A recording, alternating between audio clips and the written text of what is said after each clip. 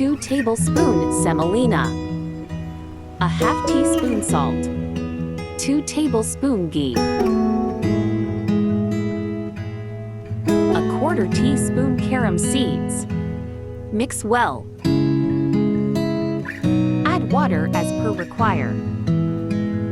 Make a dough.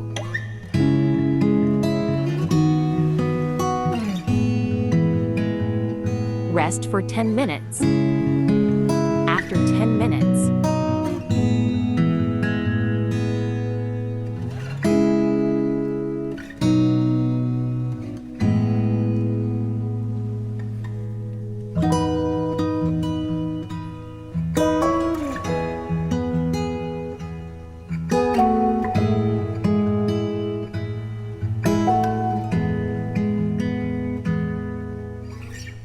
medium hot.